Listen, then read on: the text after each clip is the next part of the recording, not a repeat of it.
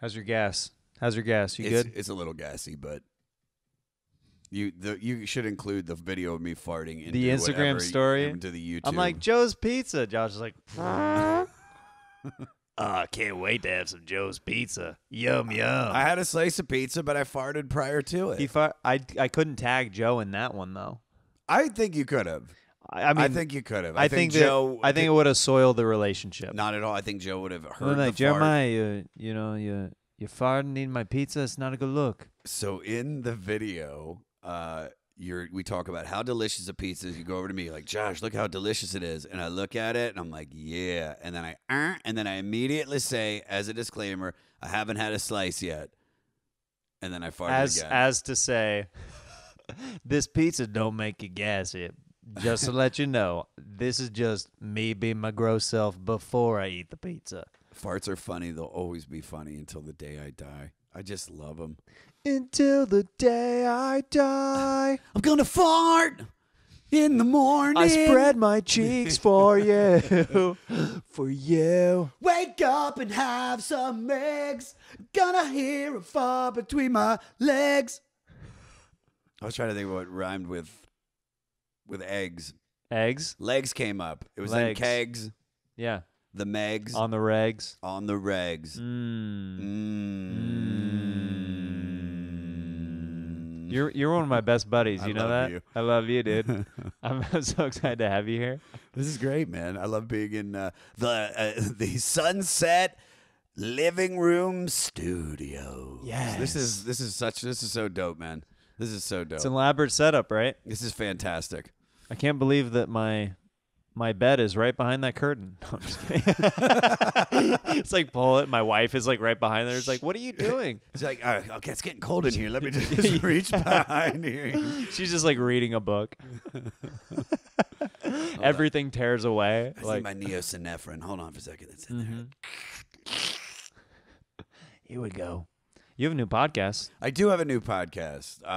It's called The 500 with Josh Adam Meyers. It's a record book club using the greatest recorded music in the history of mankind. I've taken Rolling Stone's list because you remember Ange. We have a mutual friend, Angelo Bowers, that passed away in 2012.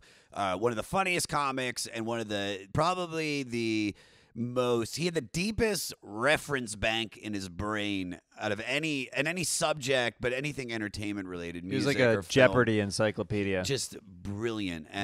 And so Ange would make fun of me because I didn't know certain albums. He'd be like, how do you not know Bob Dylan's Blood on the Tracks? And how do you not know this? And I'd be like, well, I never listened to it. It was never put in front of me, you know? And then the other thing was that he was obsessed with Rolling Stone magazine. He always had his copy of Rolling Stone. And even though he was homeless, he used to, the mail guy would still find a way to get him his Rolling Stone magazine, you know? And after he passed away in 2012 and years later, I started trying to figure out not a way to honor him, but just I wanted to do something. I wanted to experience new art, and then I saw that list, and I was like, you know what? I'm going to listen to an album a day. And then as I did that and posted about it, people started to reach out that were comics and were like, dude, this is my favorite record, man. It was like, oh my God, I grew up listening to this. And then that was when I was like, there's the podcast that I've been waiting to do. I just didn't know about it yet. Yeah, because everybody knows your love and affinity for music, and even incorporating music within your act and the goddamn Comedy Jam, which we'll talk a lot about here in a bit. But yeah, I started listening to the Burr episode, and it's good, man. Thank you, buddy. It's just, you just let Burr talk about a subject, and it's gonna be great. You know what I mean? Even your intro though, like it was getting me excited about like, I guess I don't know that much about the White Stripes. You know what I mean? Like I was like, I'm curious to hear their takes on the tracks and different stuff like that. So it's cool. I missed a few things. I should have talked about Jack White and Meg White being married. But that's what's cool about the podcast now, is that at first it just started as this discussion, and now it's like, God, there's so much like stuff out there about the record, about the artist, about the song meanings. And then I started to like put this format together that's starting to come out after the Burr episode. We just released Kevin Nealon for $4.96, and then we have Fortune Feimster, and What did Kevin Nealon? What album? he did was it? Boz Skaggs. Oh, okay. Because I felt like they were both two tall, white, lanky dudes, and I was like, "Oh, that'll be perfect." Boom, perfect pairing. He would have been next. He's a lankadocious Hi. Yes, Lenny I am. Longshanks. Hello. But it's great, man. It's a way for us to get inside the mind of different comedians and actors and musicians, and to talk about these incredible records. You don't even have to listen to the record, but now you can, because you've got Spotify and Apple Music, so all those records are right at your fingertips. Speaking of not knowing, initially, you said not knowing much about music. Whenever I was working morning radio in Kansas City, they would do this test basically of what I knew and didn't know about music on the radio. Yeah. And there would be fans, like listeners of the station, calling in and being like, "Fire this kid.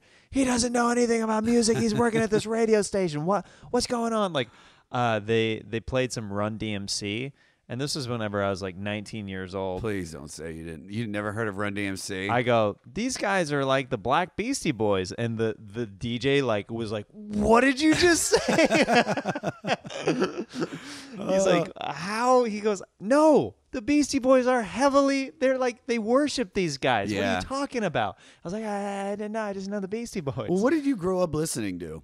Well, what I grew up listening to was like oldies, classic rock, and a lot of boy band stuff, like a lot of pop and that kind of music, and a lot of now that's what I call music stuff. Oh, I bet you had every fucking I had one a of those. lot of them, dude. I bet. I had a You lot are of the them. audience for now. That's what I call I music. really am. Dude, of course you are.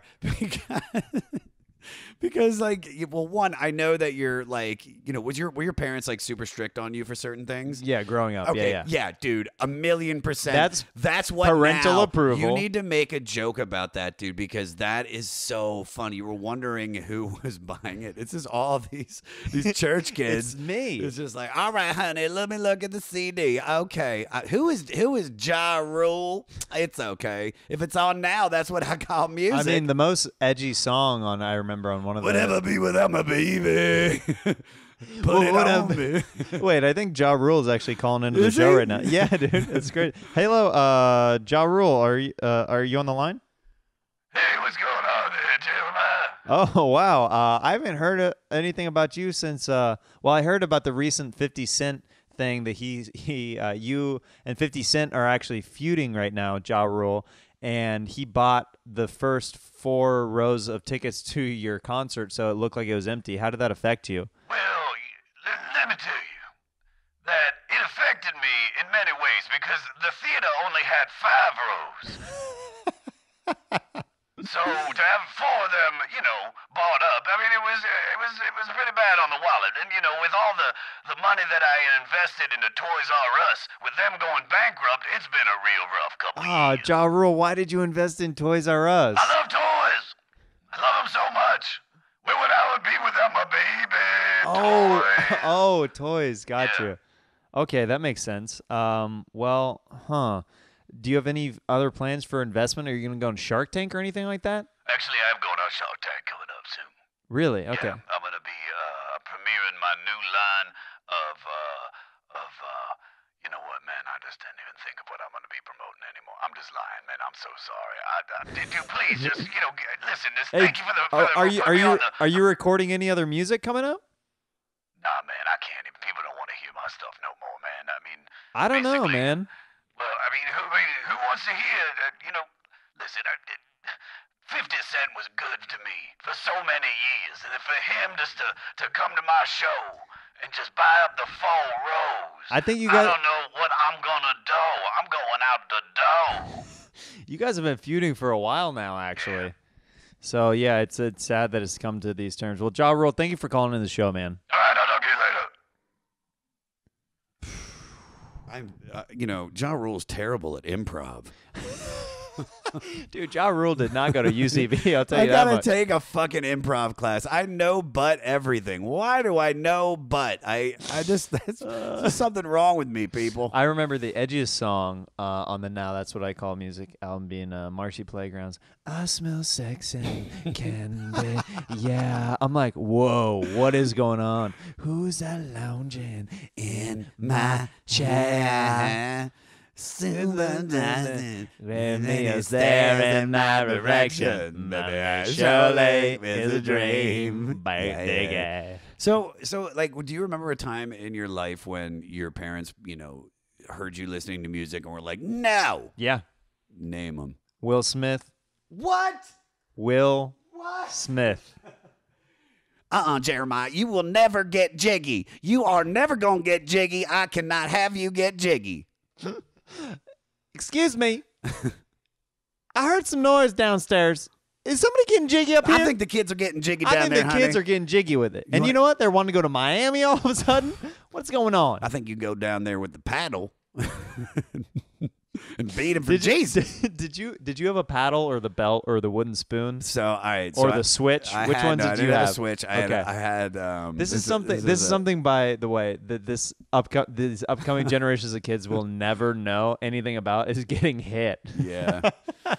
I got hit. I did too, but I got my dad. There was the spanking on the butt, but when he started to, my dad saw the movie Midnight Train. It's an Oliver Stone movie about this guy that gets arrested in Turkey with drug smuggling, and it was a great film. But they used to beat the prisoners in Turkey with a wooden spatula spoon on the bottom of their foot.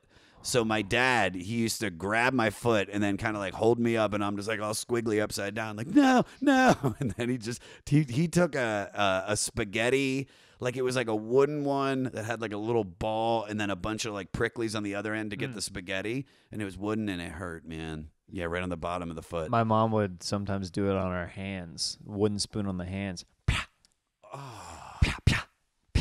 And you took it. I remember one time my dad would use the belt, and we would hope that accidentally like the belt buckle wouldn't hit, because if the belt buckle hit, game over. He was usually pretty generous and would just use leather. Thanks, Dadu. But basically, one time I remember I was about to get spanked, and I put I was an idiot. I was like, maybe like he won't like pull down my pants. I had a giant book in my pants, like a giant thick book that probably had like Bible stories. I was trying to do it with protection. Yeah, I was trying to get protection, and he's like, "What is this?" And he literally just fished it out, and it was like Bible stories, like a big book. He's like, "You're trying to get out of the punishment, huh? Okay." This is like,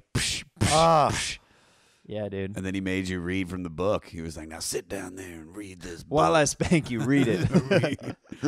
Page 47, passage 13. Apostle Paul walks. Well, you know what's good about when you were getting beaten? You could just like focus on the Lord and start speaking in tongues and go into that place that you go. Josh always makes fun of me and says that I grew up so religious that my family spoke in tongues. That was a good tongue speaking. What do we do? What's for dinner, Mom? Cow tongue. No! So that's what's happening while he's hitting you. You're like then he is. I feel like you think that how I grew up is like the Temple of Doom, Indiana Jones, like those people that are worshiping in that cave. They're like, oh, got him. What? It doesn't help your case when you tell me your parents got mad at you for listening to Will Smith. Well, that was more my dad thing.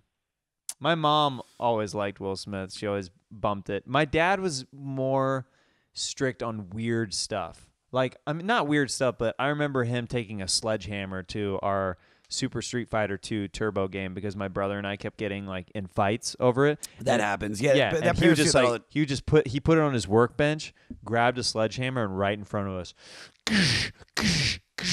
And if there's video, if there's YouTube back then, it probably would have gone viral because my brother and I were like, no, Dad, what are you doing? Like, we freaked out. That's one of my favorite games growing up. And then he hid. Just holding each other, just completely just like crying, just like falling. What are we gonna do? When am I gonna be able to play Ryu again or Ken? I hate you, Dad. I love I'll never get to be Blanca again. I can't think of it. With Delsum. Oh, Dulcim, yeah. With the stretchy. He's my favorite. Did you ever see that movie? The Street Fighter movie? With Raul Julia? Yeah. And Jean-Claude Van Damme? Yeah. And and Sarah Tackmeyer? So- No, I never saw it. Oh. You've seen it, right? I know Okay. of it, yeah. I So, remember it was Raul Julia's last movie. Okay, so do you know the story behind I this? do. It's actually very Tell heartwarming. your audience, dude, because it's beautiful. Okay, so what's his last name? Raul Julia. Julia. From Adam's From Family okay. and many other movies. Yeah, so Adam's Family, he's a great actor. Anyway, so the reason a lot of people were wondering, because he was considered a big actor at the time, like they're like, why would you pick a movie to do like Street Fighter? Yeah. And he already knew that he was dying. I think it was cancer or something related. It was something related. something really bad. It was something bad where it's like it was un- indefinite. He had you have this X amount of time to live. Yeah. And he said that he did it because his kids were fans of the video game and he wanted like to leave them with like a good memory. I was like, man, that's pretty cool. That is pretty cool. And then the kids immediately bought a copy of Mortal Kombat right before the movie came out, and they were like, They're like, Dad, sorry. wish you could have been in the Mortal Kombat movie. I mean, I'm more of a Sub-Zero person than a Delsum. Delsum. Were you Mortal Kombat camp or were you Street Fighter camp? See, Street Mortal Fighter- Kombat was too violent for. Oh, I could. Yeah, you didn't even know it existed until you were I wasn't like 15. allowed. Well, yeah, I would play it over at friends' houses, but it wasn't allowed in our house. Whoa, what is this? that was like my porn. It's like Mortal Kombat. I'm like, oh, whoa, there's like blood and stuff coming out. This is crazy. Oh my God, fatality! Yeah, finish him. Finishing.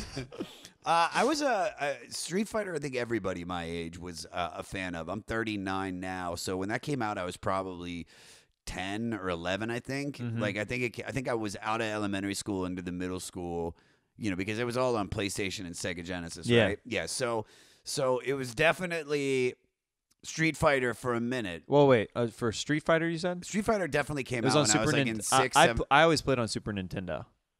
Maybe you're right. Yeah, All right. So I the always Super played on Super Nintendo. Super Nintendo is. I don't know if is it was on sixth Sega grade, or maybe not. 6th or 7th grade. Did you have Super Nintendo or Sega? Dude, I had every one of them. Did you really? I had the first thing I had was ColecoVision. Then Wow. we had Atari. Yeah, dude, I'm fucking old, dude. Again, ColecoVision, then Atari 2600, then Atari 5600. Then Did you have the knob for? We had that the, was yeah, pre- it was that- the stick with the little dude, with the little ding dang, the Yeah, little, the little doodle daddle. the little dude, Squiggly Joe, and then we got the Nintendo, and that we got for the Christmas. We got that with the Power Pack. We had the Power Glove. We had all the games. Then it went Super Nintendo. Then I ventured into the Sega world. And I wrote Sega for Genesis, but Sega was probably one of the better of the low 8-bit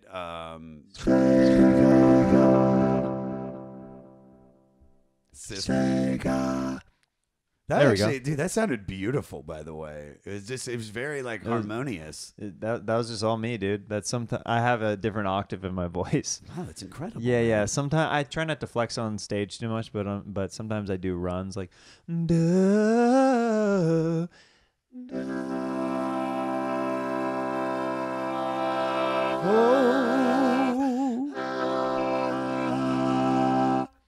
Sometimes it's limiting, but I you know. mean, it's great. Thanks, man. It's really great. I appreciate it. But we did Sega, and then I got out of video games for a while, I think. But I did Super Nintendo. I mean, everything, I think. And then I just stopped after the PlayStation 3, or yeah, I think so. Whatever the last version of like the first Like right now, like my ex-girlfriend left a Xbox at my house. Have you been playing it? Nah. No. Dude, the only game I really play Did you always ask for that for Christmas and birthdays? Were just games and consoles? No, I mean, when I was younger, Yeah. that and then wrestling stuff, because I remember I wanted wrestling action figures. I didn't know you were into wrestling. I used to be into Really? it. So I was into it because, dude, I was in like the heydays of the best parts with Hulk Hogan and Ultimate Warrior and Ric Flair and it was really the WWF and the NWA, and then or WC. No, it was NWA. Then it became WCW, and then I got out for a while. And then back in like 2000, that video game came out on Nintendo 64. The WCW. Oh, NWO. that game was amazing. Yeah, and that game was so good. And that got everybody back into it because it wasn't WWF anymore. It was like this whole world, which I had always been like, all right, this is the crappier one. I used to play as Rey Mysterio all the time in that game, He's and the best. So good. So if somebody took me to like a WrestleMania, I would like be like, yeah, this is awesome, and I'd get into it. Dude, I went with Sal and Sal Vulcano, Adam Ray, and Steve Simone, and had such a good time. That's a good group of people to go with. I mean, we had so much fun. You're all like salts of the earth, and then I would have been there like, hey guys, how you doing, everybody? That guy looks dumb. This is stupid. No, we were definitely making fun and laughing at different stuff. Like it was a good time. It's just, I think any way to connect with my childhood. As I'm getting older now, I'm starting to get more into the things I was when I was a kid, just to like rehash. And I mean, I see the excitement that people are having for like Red Dead Redemption right now in the video games, and then for what's going on in wrestling. And it just, both of those look really fun. Have you seen the Lion King trailer? Of course I have. OMG. Fantastic. It's gonna make $1 billion just in America. Yeah. Just in America. Yeah. Because Jungle Book did really well too. James Earl Jones, come on, reprising the role of Mufasa. That motherfucker. Come on, man. Bank, dude. I mean, that blind guy from The Sandlot's doing well, man. Out of all the roles, that's the one. He's always will be remembered for that. Yeah, good for him. Is this your ball? He's like, oh, I've got 30,000 of these. You want Babe Ruth's father? He's had the ball. This is one who wiped his butt with over here.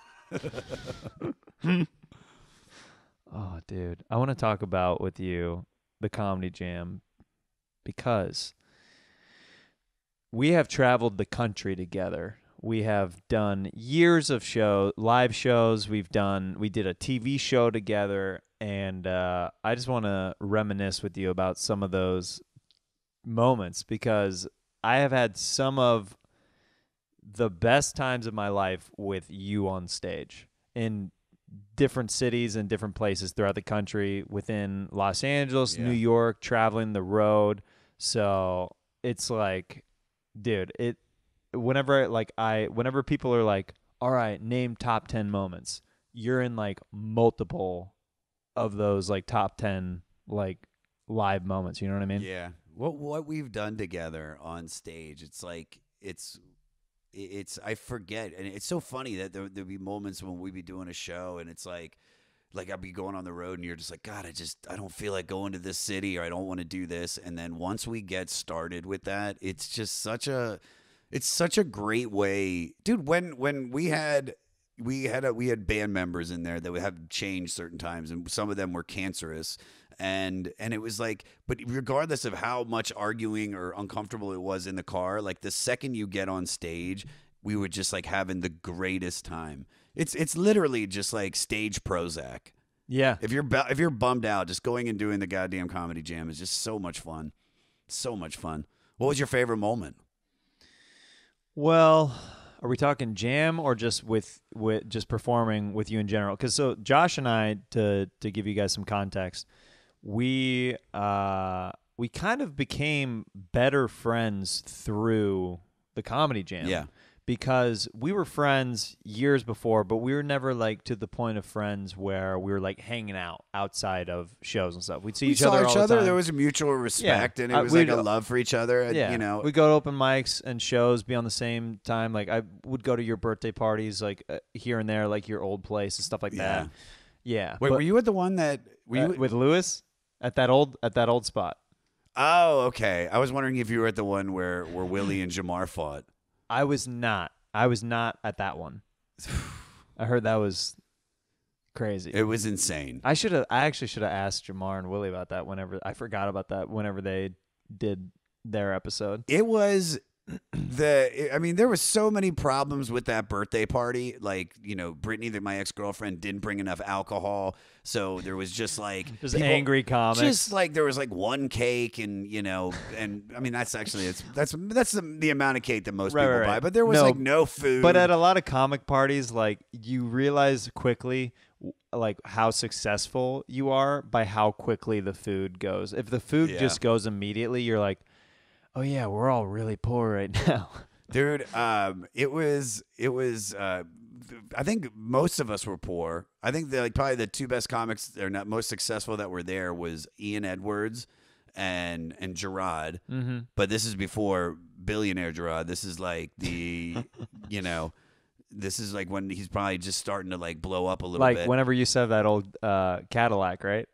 Huh? Do you remember? No, that? this was before that, dude. This was the Jeep. This is still the Jeep era. All right. And I remember the whole. I thought I was. Or was it a town car? He had like this big car.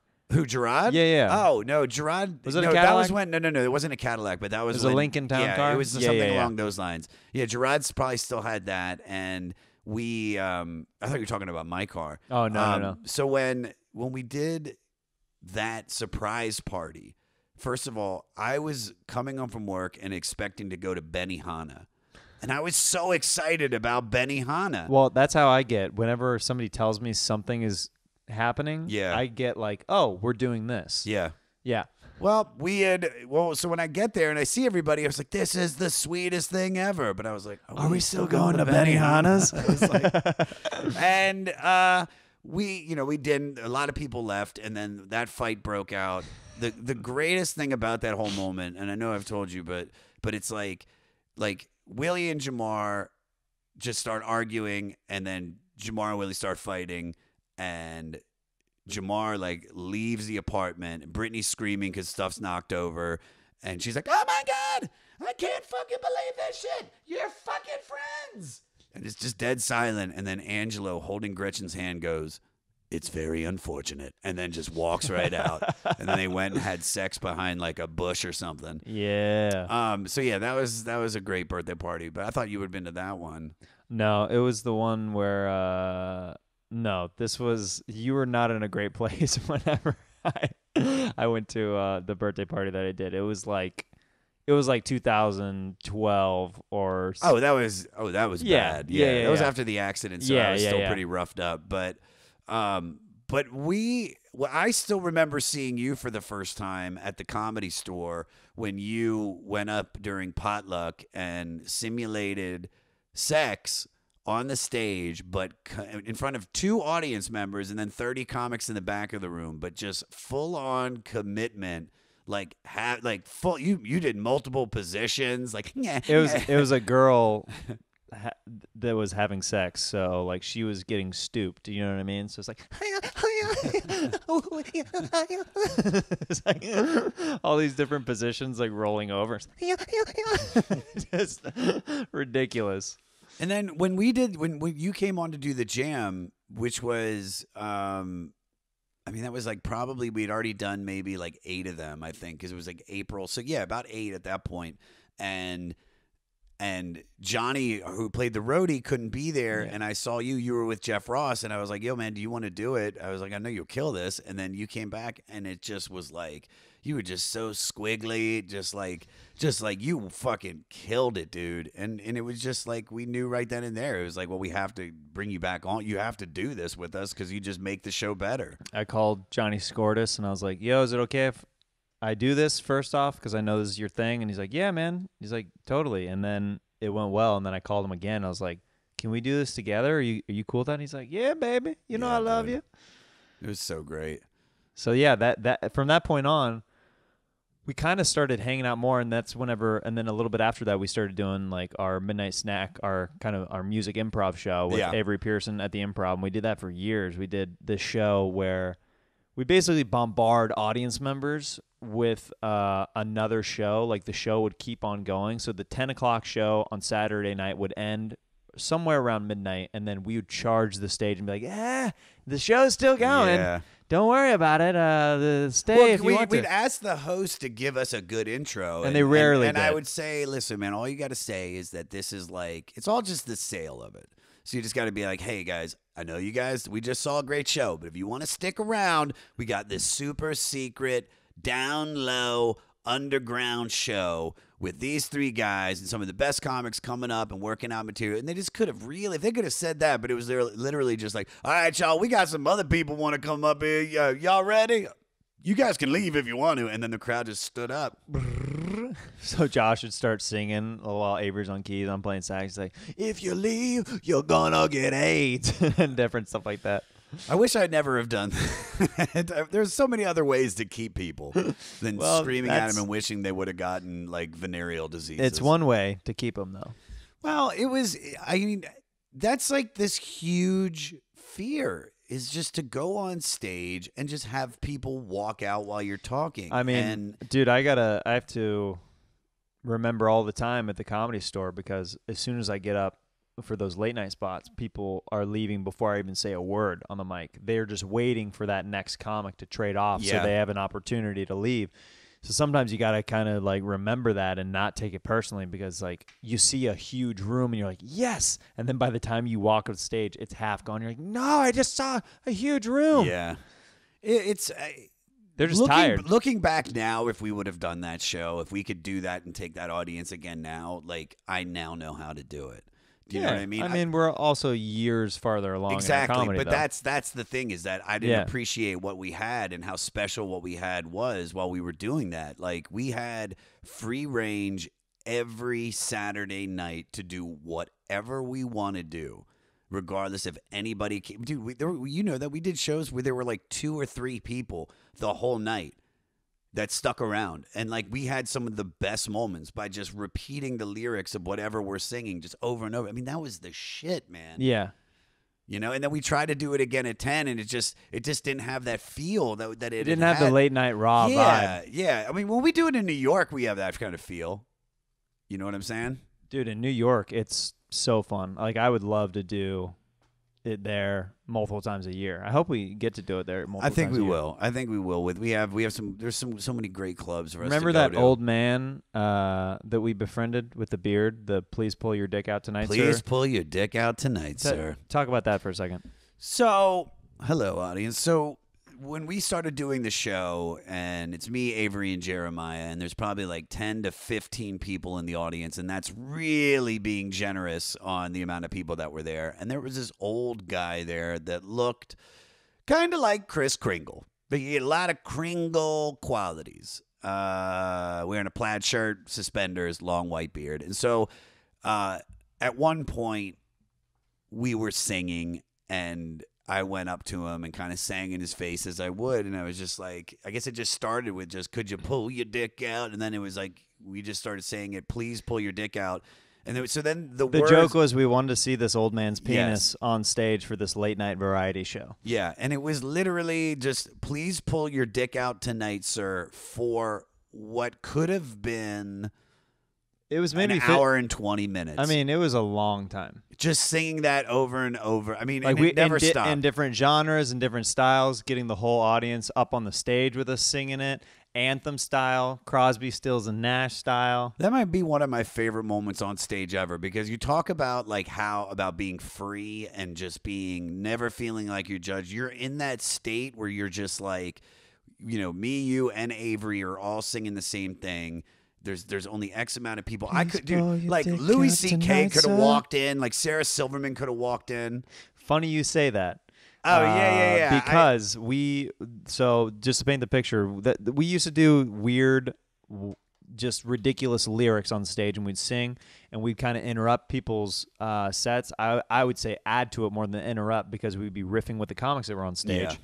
Louis C.K. comes in one night, and they ask him if he wants to go up, because he stopped by for a reason to pop in late night at the Improv. he watches for 2 minutes and he starts to leave. They're like, Louis, aren't you going to go up? And he's like, I'm not going up on that shit. Yeah.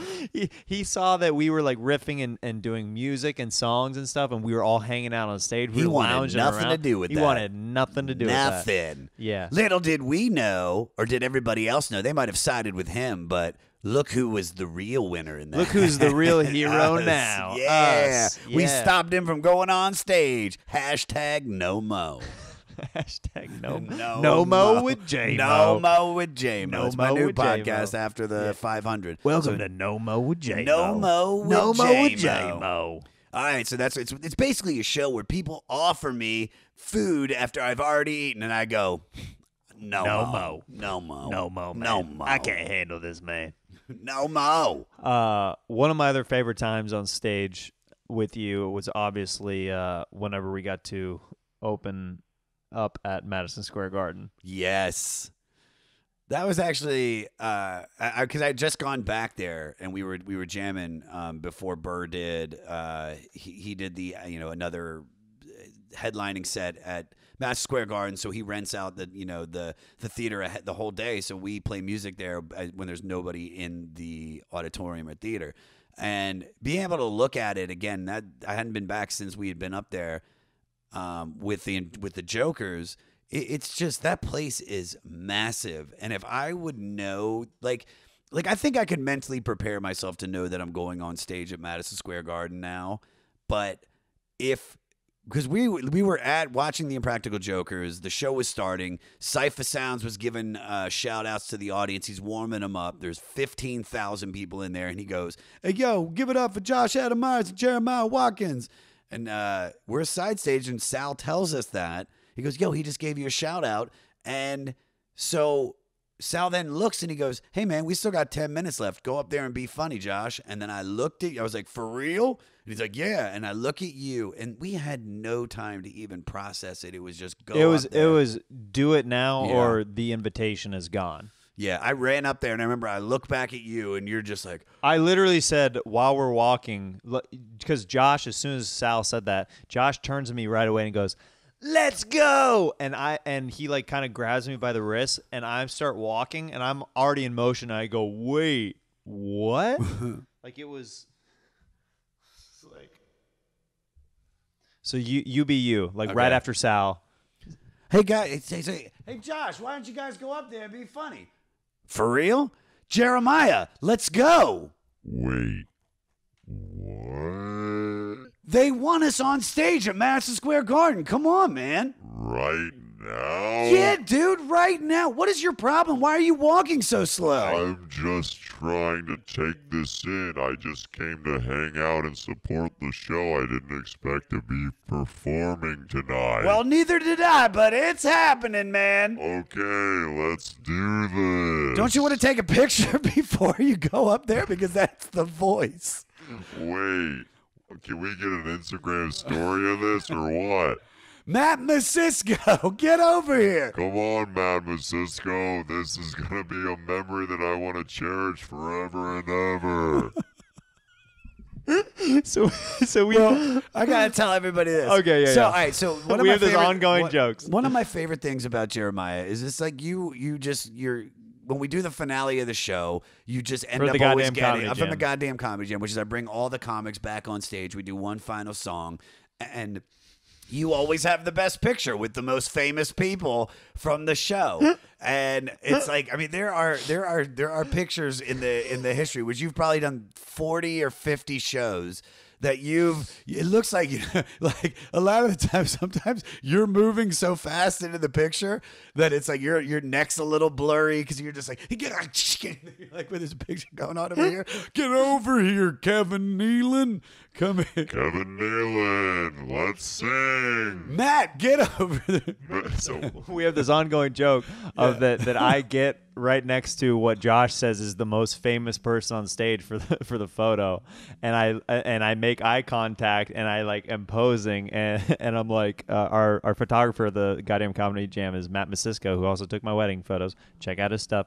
He's the best. He's the best. He's taking all those photos, and so like Josh has this riff where like I'm next to Louis C.K. or Sarah Silverman or whoever's like Hannibal Buress, whoever's on the show that night, and I lock eyes with him. I'm like, Miss Cisco, take the photo now. Wait, how do I get that? I want this. You want? All right, 1 second. Keep talking. This is get me to This is the greatest machine I've ever seen in my life. This is so incredible. All right, so what am I supposed to be? Perfect. So it would always be like, we're singing like la la la la la la la. Oh shit! There's Louis C.K. about to take a picture by himself. I'm coming to run over there. Hey, Louis C.K., get over here. Get putting my arm around your neck. Put your goddamn arm around my neck. Wait, who is this creeper that's going on next to me?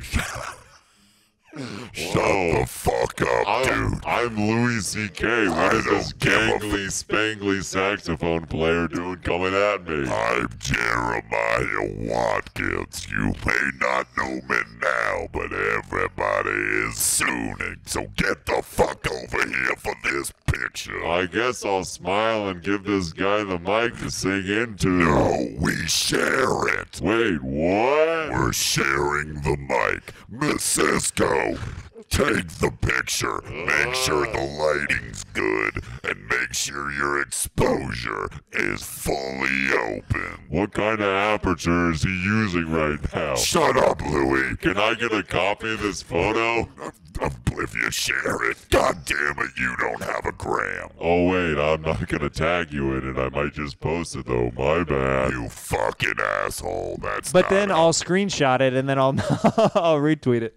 You got it, dude. Just get away from me after this photo is taken. Nope, we got Nicole Bissett taking photos over there. Wait, how many angles is this taking? Just 2, but I like to go back and forth over and over until I get the perfect picture. Damn, that was fun. And that's the story of how Louis C.K. and I became best friends. Just you running slowly over there like, oh shit. Oh shit. Wait, there's a celebrity. Let me get in there. Will Forte, let's do this. Will Forte. I actually start talking like this. Can we just do the rest of the podcast like this? So Will Forte is like one of my favorite comics. So, you know what's funny is that it makes my voice even more ridiculously low because you have such a baritone rasp as it is that, like, can you imagine, like, Josh coming out of the womb, like, at the hospital? What would that sound like?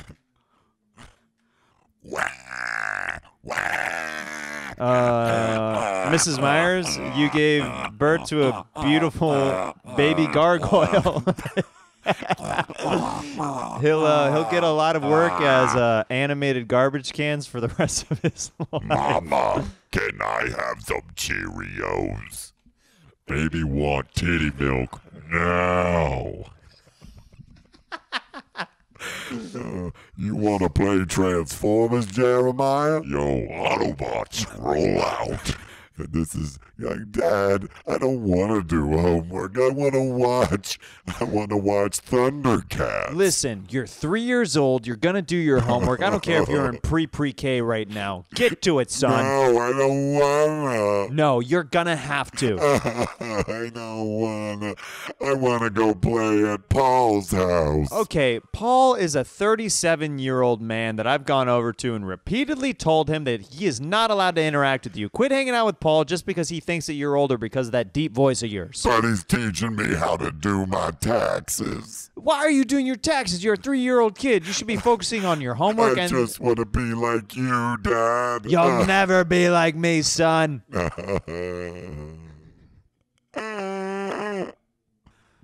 Wow. All right. It's the greatest thing Oh, ever. dude, that was so fun. Fuck, I got tears in my eyes. That was a good one. Let's get into this next segment. Fanning out. Fanning out. I'm fanning in. No, I'm fanning out. Fanning out. Questions from fans. I reached out to people online and I said, if you could ask Josh Adam Meyers any questions at all, what would it be? And some people from Instagram and Twitter responded. This first one, this is going off of what we were just kind of talking about. If you can name the single, like the single one, at This Is Brian Rock on Instagram, what's your most memorable moment performing and why? So it could be bad or it could be good. It could be the first time that you stepped on stage. It could be something that happened along the way, something that happened during the TV show. I mean, honestly, one of the most memorable performances I've ever had, and it shaped my career, was when I was a year into comedy. I did almost an hour of stand-up in front of 1,000 people at a rave in Baltimore. My friends threw this party called Starscape, and I was coming home, and I was going to do a couple shows, and I was like, yo, maybe, I said to him, I was like, hey, do you got like a stage I can host? Because they had DJs, and it was an all-day event. It's like a all-night festival event. almost. Huge festival. We're talking Yeah. like 15 to 20,000 people. It still goes on. It's huge. And I was like, hey, maybe there's like that live band stage. Maybe I could host that. And he goes, perfect. And then the day of the show, he called me and he's like, actually, I want to put you up between the two biggest acts, if you don't mind. And I was like, yeah. And man, I mean, you figure I'm a year into stand up. I might have had 5 minutes of good, like okay material. Yeah, actually hitting material. That maybe works. Yeah. Yeah. Like that works just depending on how I release it. The jokes on it might not suck, or might be good, but it's just like, your confident level at a year in comedian. But dude, I was like, yeah, and he's like, I'm like, how much time do you want me to do? He's like, do about like 40 to an hour. And so I wrote all this like rave material, and I was like, all right, this should fill the time. And I remember I went up there and I probably went through the rave material and all of my material and all the other crappy jokes I had ever written. And it felt like I had been up there for 20 to 30 minutes. And I remember I look over at my buddy, because I was on this little side stage in front of the big stage. And I look over, I'm like, hey, man, how much time do I have left? And he's like, dude, you still got about 55 minutes. And I was like, oh, my God. And then people started throwing stuff at me. They started throwing glow sticks. Glow sticks were okay because I saw them coming. But then, like, somebody would throw a high glow stick but then hit me with a low beer. But the thing this is why it's memorable. It's not because it was a shit show and it was horrible, because eventually I started to pull people out of the audience as like human shields, but then I started interviewing them in like a funny way, and like people started to enjoy it. I mean, not the majority, but I was getting some sort of laughter noise. But what it's so memorable is that I stayed until, and I did all the time. I wasn't getting paid. I had no reason to be up there, but I looked at it as this rite of passage, and I knew that if I could survive that, then any other show is just going to be cream cheese. So Yeah. It's still to this day. It's like, I can't believe I did that. And it was horrible, but I wouldn't pass it up. I'd do it again in a heartbeat. This is from @MattJude7. Most surprising name to be successful at the Comedy Jam. Also, what was your favorite performance and why was it Skankfest 2018? That's funny. I'd say probably the most surprising performance. I still was never expecting Sean Patton to crush Insane in the Brain as good as that. I mean, that was still one of, I think that was the first show that you were on. Insane in the Brain. And that was still one of my favorite performances because it felt like a goddamn riot. You got no brain. But definitely Skankfest 2018 was really just such a special show. And we had done it the year before, and it was great, and it was wild. So I knew it was going to be good.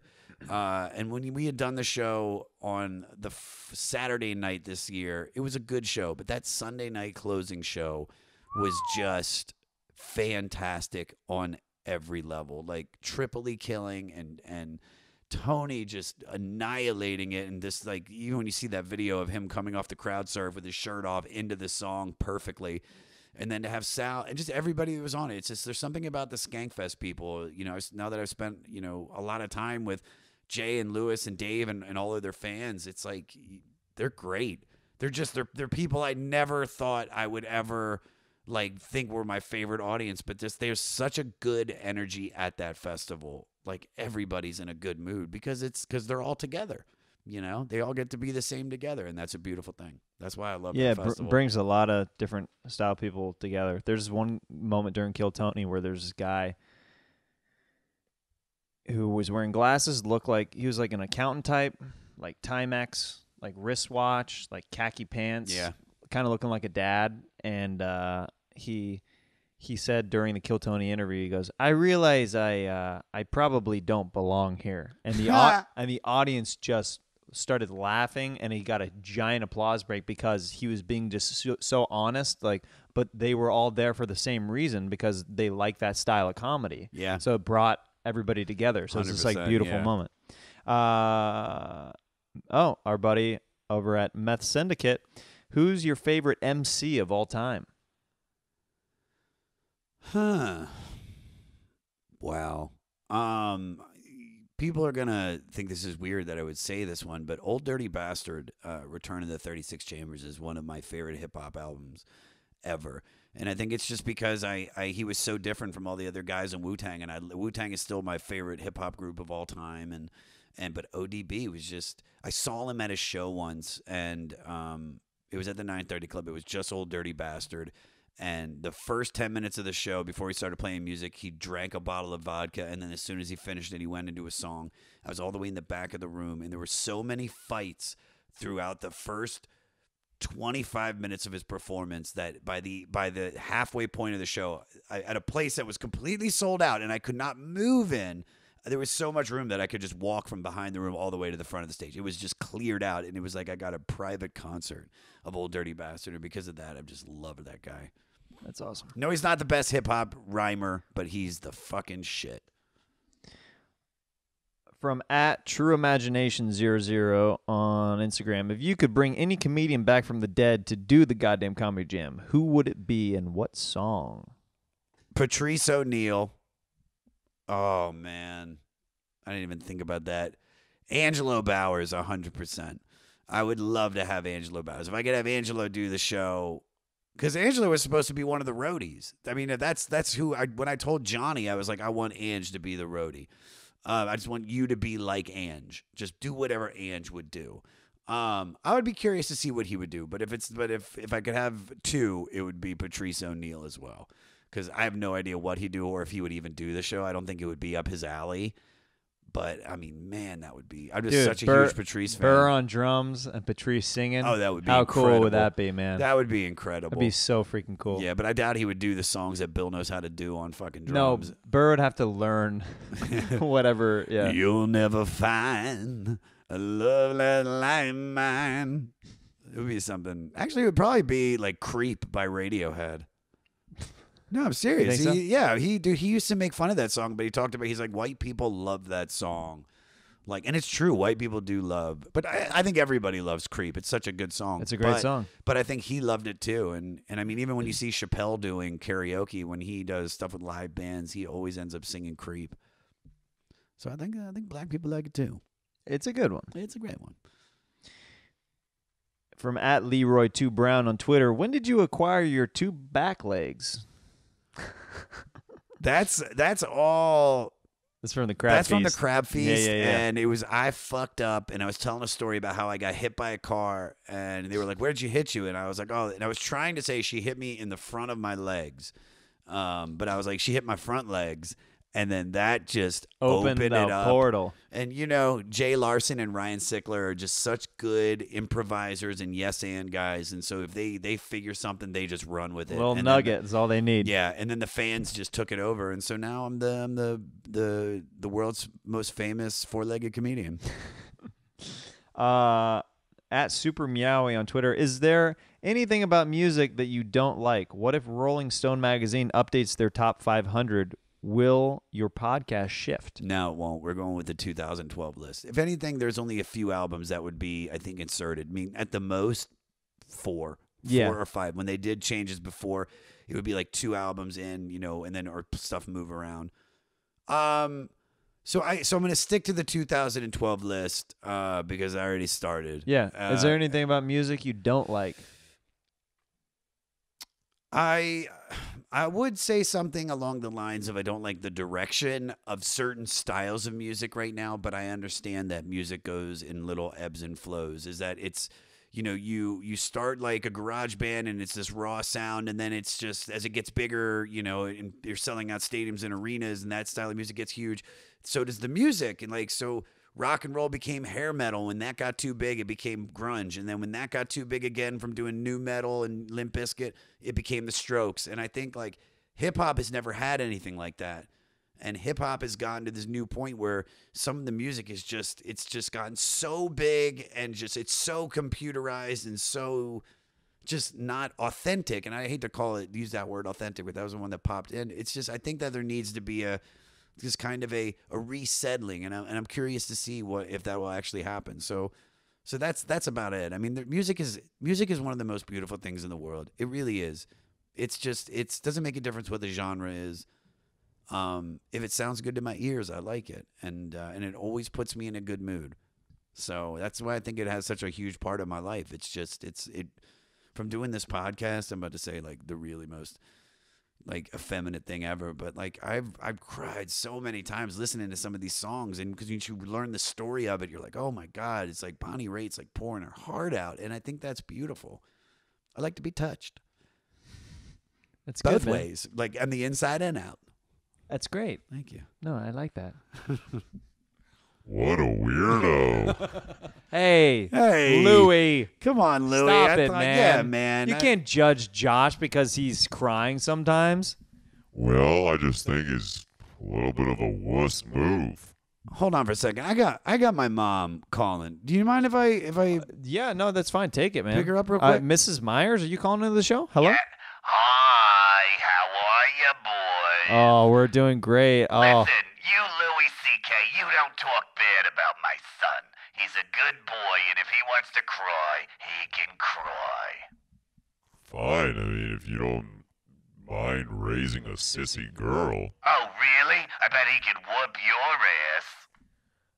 Listen, I don't know who this is, but I'll punch you in the face.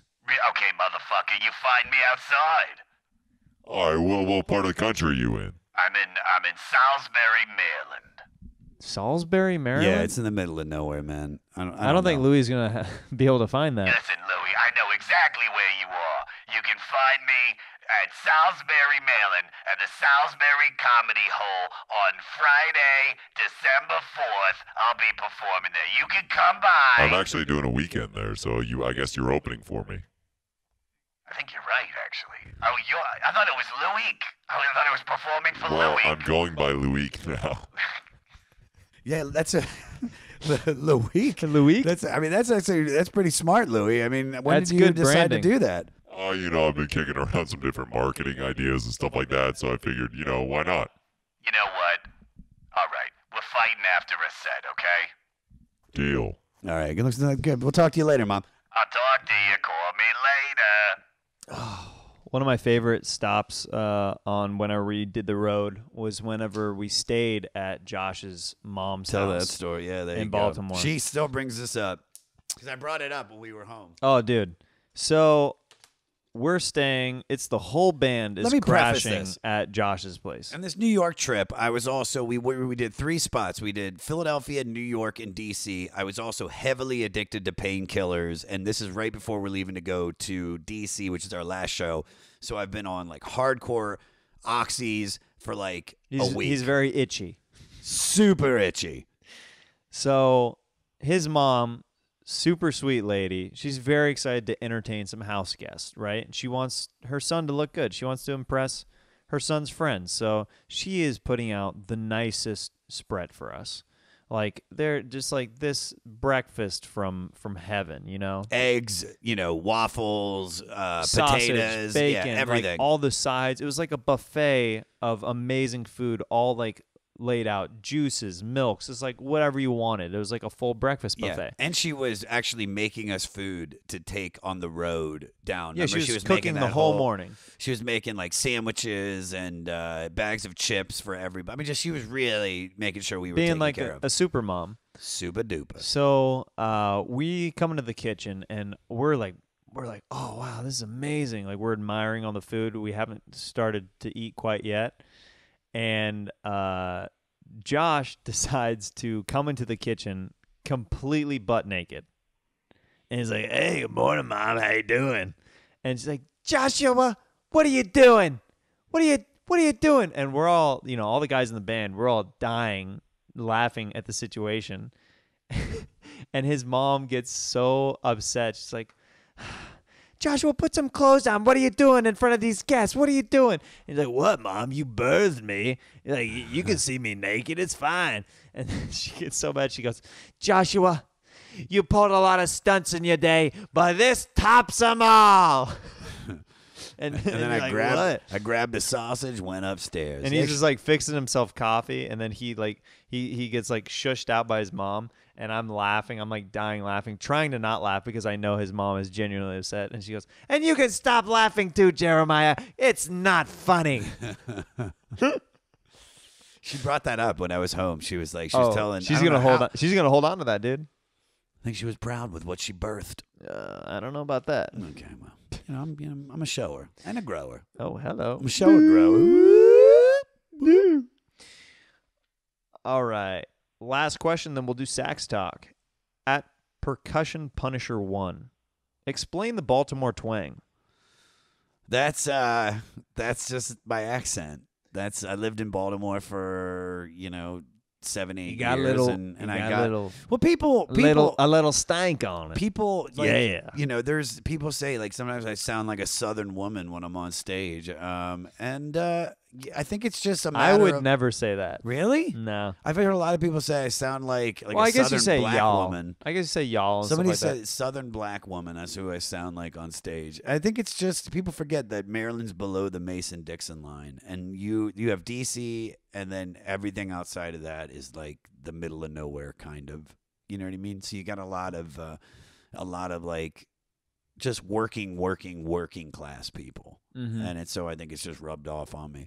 And this is right now, actually, I think my accent is really Maryland-esque because I just came from Maryland for a week, so it's taken a few days for this to try to like shush it out to wear off. Just not to say like roll my O's and be like, you know what I'm talking about the Orioles, like that kind of talking. When you say it's Hall Notes, you like Hall Notes? Don't Stop Believing. You like Don't Stop Believing by Journey? Rural Farms, all that stuff. So it's just I haven't lived there for so long. It's just it sticks with you. But I'm trying to get rid of it. But people seem to like the Baltimore twang. You got to keep it. I'm trying to get rid of it, man. I want to get rid of this accent and just get like a South African. That's what I want. South African. Oh, that's good. I can't do. That's the one I can't do. I can't. It's a little bit hot. Yes, it's in a weird way. It's almost like Australian, but it's a little bit more like almost it's like I don't know. It's like British, but also like a little bit sharper. I don't know. It's like short, succinct. It's really good. Short, succinct South African. Lekker. Hey, lekker. Get over here. I'm gonna walk you. I do like Diana Wood. That's a good accent, though. You did a good job. I love Diana Wood. Do you? Yeah. Dude, I got into him a few years ago, and I am your butterfly. There's that. What's that one song? It's like there's one song that I really liked, but I can't remember it right now. Fuck. It's like, don't worry about it. Anyway. Move on. I can't talk about him. Before we go to Sax Talk, we got to do the pizza party. Pizza, time for a pizza party. Yo, we just had some Joe's Pizza right before this podcast. Yes, we did. Name your favorite pizza, or was there anywhere in Baltimore that you used to go as a kid? There's actually, I just went there when I was home. It's called Matthew's Pizza. It's like deep dish pizza. It's my friend. It's my friend Matt's house. It's the whitest non-Italian places. Like, yeah, it's just like the end of the cul-de-sac. It's Matthew's. It's just my friend Matt. He makes pizza. No, it's a little hole in the wall. To be honest, like the restaurant's like about this big, and you go in there and it's like $6 for these pizzas that are like, I don't even want to call them. They do kind of have this very like Mama Celeste style. They could be like a DiGiorno and they're just reheating, but it doesn't seem. It's just delicious quasi deep dish pizza that it's just every time I eat it just makes me think of Baltimore. And so when I was home, I was there and. Next time I'm there with you, we got to go. Oh, 100%. 100%. There's actually a place in Harrisburg that my mom used to take me to. Oh, my God. If I can't remember that place, I can't remember that place's name. So Matthew's is one of my favorite, and then Joe's is honestly one of my other favorite slices, just regular slice of pizza. The one on 14th Street, still to this day. I mean, we've gone there and just sucked down like 4 or 5 slices. It starts off with one, and then it's like, you want to get another We one? went to the Joe's in New York, and Josh was trying to prompt a World Star fight. He had his phone out because these two bros were super drunk at like the end of the night waiting in line for pizza, and one was trying to cut the other, and you hear Josh like hush like tones, like almost whispering in the guy's ear. You hear in the background, you hear World Star, World Star, World Star. They were gonna fight you, and you were like, Josh, don't. You were like, no, stop. People talk about my impression of you as good. That's a spot on Jeremiah. No, Josh, we can't be out here. What are you doing? It's 2:30 in the morning in New York City. You were like, Josh, don't. Josh, seriously. Dude, we're going to get pizza. God, don't do. No. Can I just get a Coca-Cola? Oh, my God. I want a slice of white pizza. I just want a Mexican Coke. Don't hit me. Let's get into this final segment. Let's do it, brother. Sax Talk. Oh, Sax Talk. All right, so Josh is going to share a story of a sexual encounter, and I'm going to play some sweet, sweet saxophone underneath, and I will follow you whenever you're ready, my friend. All right, let me think of the right one to do. Okay, I got a good one because it goes with tonight. So, I'm going to take you guys back to February of 1998. So, I'm working at Mozzarella's The American Cafe, and a buddy of mine works over at this Holiday Inn, and he's a lifeguard. And I used to go over there when I got off work, working day shift, and I used to go hang out with my friend Andrew. And while I was there, I met this very, very beautiful girl. She was one of the lifeguards, and immediately her and I hit it off. So I got her number, and I set up a date that Friday night.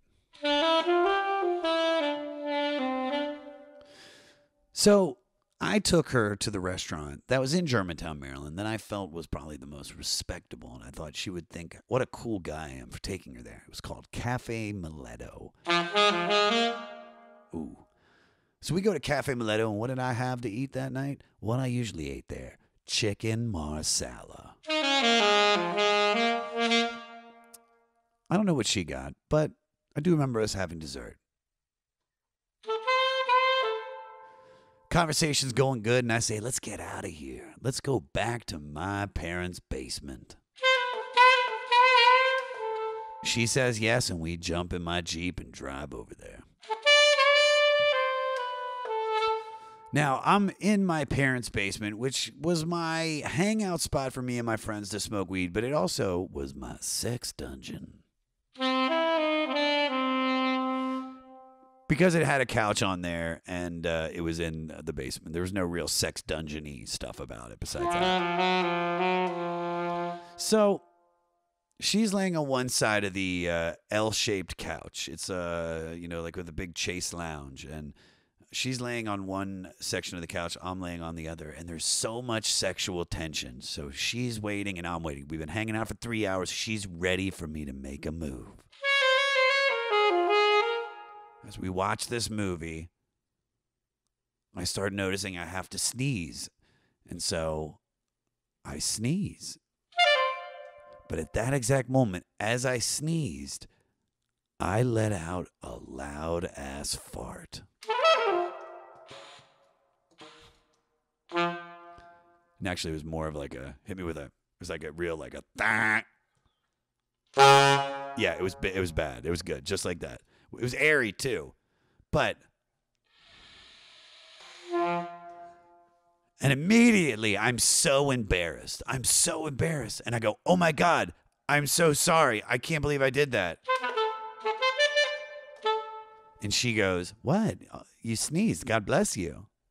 And I was like, oh, right. And we were back on until she smelt the fart. And then that was it. She knew the fart came, and that means she was done. Never hung out with her again. Never had sex with her. But I wish her the best.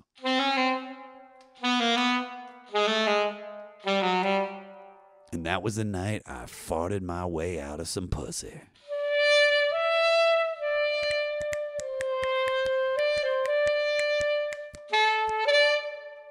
What were you doing in the basement, Josh? Never do that. Mom needs to shut up. Your mom is not very happy that She's you not happy. farted your way out of sex. Yep. What if she was so dumb? She's like, your sneezes smell. That's what I was hoping for. You're like, please, let her think that my sneezes smell. Stinky sneeze. Stinky sneeze. Stinky sneeze. Stinky. No, it was. You knew it was a fart. God damn it.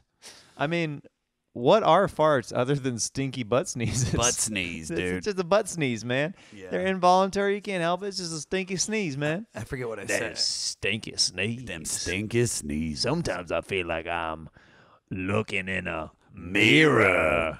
Hey, Josh. How are you? You had so much fun on Jeremiah Wonders. As you did that, my headphone went crazy. Hey, man, do you want to plug anything? Yeah.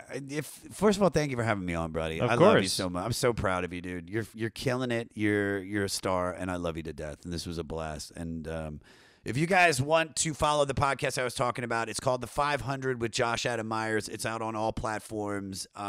It's a record book club using Rolling Stone magazine's list of the 500 greatest albums of all time. Each week, me and my guest, I give them an album. They listen to it for a week, and then we break it down, and I talk about art and life. I love it so much.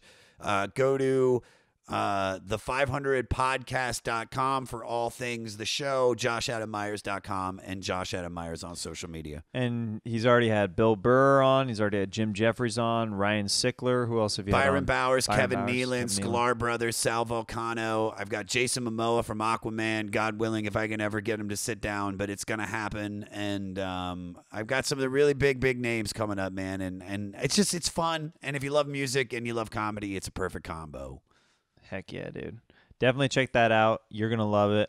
I absolutely love this guy. Follow everything that he does. And, man, I can't tell you how much, like how many memories and how many great moments that I treasure that I've shared with you on and off the road Ditto, over man. the years. Ditto. And I'm excited to, get some projects going with you in even bigger capacities down the road. You better keep your eye out, world. Keep we your got eye some out. stuff. We got some Cooking.